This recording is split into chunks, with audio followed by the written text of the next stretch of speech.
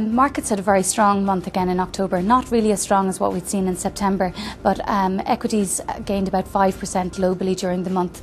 Bond markets, on the other hand, made some losses, particularly the core regions such as France and Germany, where we saw their yields move higher, just reversing a small bit of the gains that they had made since the start of the year. In contrast, some of the peripheral economies, mainly Portugal and Spain, outperformed, and we saw their yields fall a little bit. But Ireland really failed to make any gains and continued to underperform.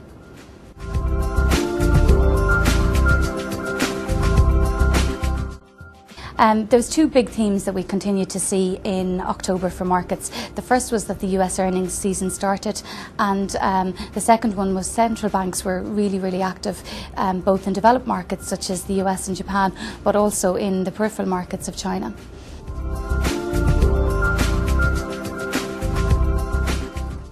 Companies' earnings were much stronger than expected in the US, so we saw revenues and earnings beat expectations, although the earnings beat was much stronger than the revenues beat, indicating that cost cuts were still impacting on US companies.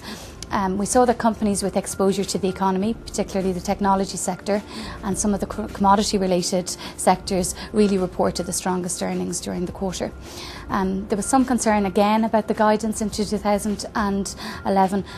Companies continued to lack transparency and were a little bit cautious about their outlook.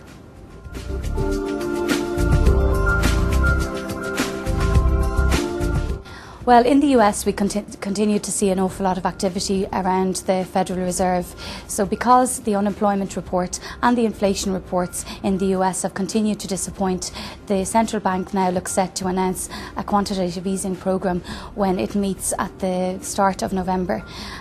So this has been having a major impact on markets, particularly currency markets, where we have seen the US dollar weaken against all the major currencies such as the euro, Japanese yen and even sterling recently.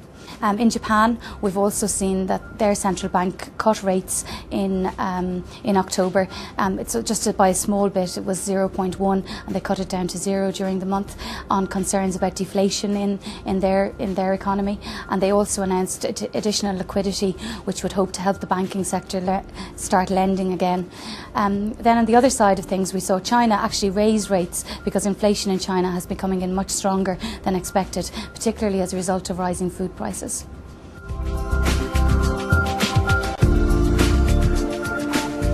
Central bank policy is likely to continue to impact equity markets in November.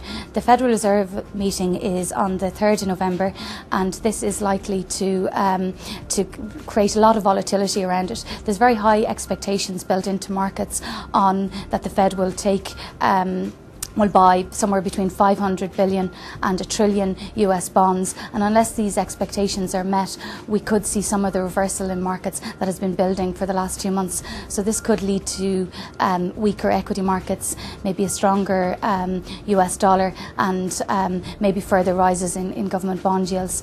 However, if the Federal Reserve meets expectations, then we would see a continued positive outlook for equity markets.